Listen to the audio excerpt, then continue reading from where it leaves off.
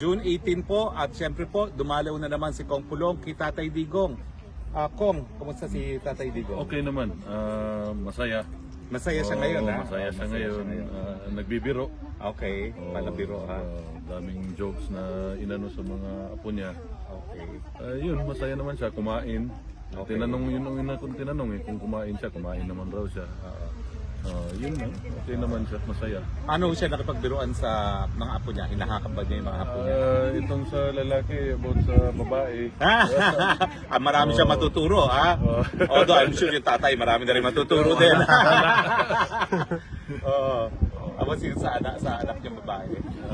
Okay naman yun sa pag-aaral, bibiruan. Tapos yung pag boyfriend, yun lang Ganun. yan. Talaga si Tatay Digong, ha? Alam niya ang mga importante, ha? Mga boyfriend, girlfriend, ha?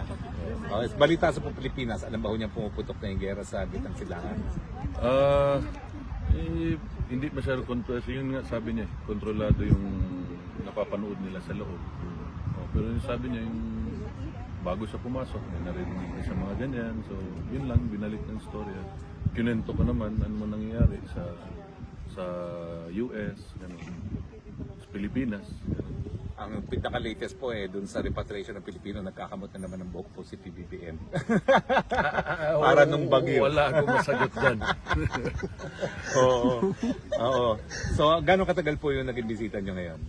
Ganun pa rin, na 3 o'clock lang nag-start. 1 hour 30 minutes pa rin yung visitation. Namasahin nyo po? Yes, always yan. Every time nandun tayo, minamasahe ko. 30 sa both legs, 30 sa likod. So talagang masahe tapos kwentuhan. So wala namang pong hinihingi ngayon sa bisita nyo? Ngayon, no streamer. Magdadala na naman ako, maghahanap pa ako. Kasi Makati na raw. Dreamer. Ako. Marami sa sir, crowd vote or action. Ngita ko niya. Oo nga. Sir, may question ako, sir. What is your reaction about Attorney Harold statement pertaining to your allegation na kung hindi mo daw mabigyan ng evidence Attorney Harold, sir, Prestigio? sa Harold yan? Harold Abel, Sino yan? yung sa Sambayanan, sinabi, sabi kasi, Calleja. Calleja, correct. Calleja. Kung hindi mo daw Sabi niya- substantiate Correct. Ano yan?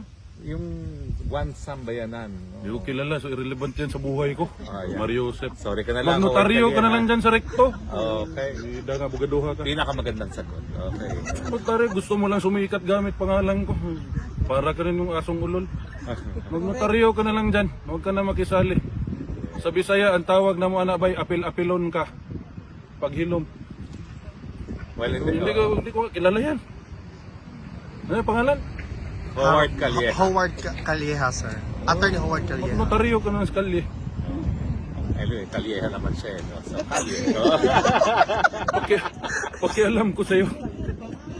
Pero yung sinasabi nyo, yung ano masasabi nyo nga doon sa mga kapwa Pilipino pa natin, no? Na nagsasabi na dapat wag daw tanggapin ng ibang bansa si Tatay Digong.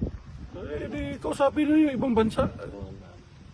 Opinion nyo yan. May sarili kami, pamilya kami. Huwag nyo kami pigilan sa opinion namin sa tatay namin. Kasi kung tatay nyo yan, sana gusto nyo, idasal ko, tatay nyo lahat, patay na.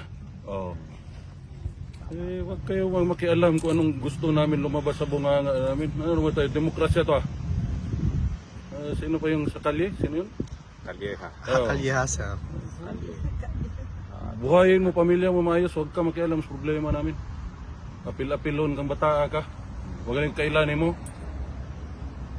Initin na po ulo da. Kain na tayo Indian food. Gusto namin Sorry, yan pag ulo nyo. Gusto namin yan. Ay, hindi ako makasalita mabuti. Basta mainit ulo ko. Meron kaming kulabok doon. Kailan diretso na sila. Sir, do you have a message to the Filipino people po? Closely monitoring the situation. Sa mga kababayan ko, kababayan namin, maraming salamat at hinihingi po namin ang prayers ninyo sa dumarating na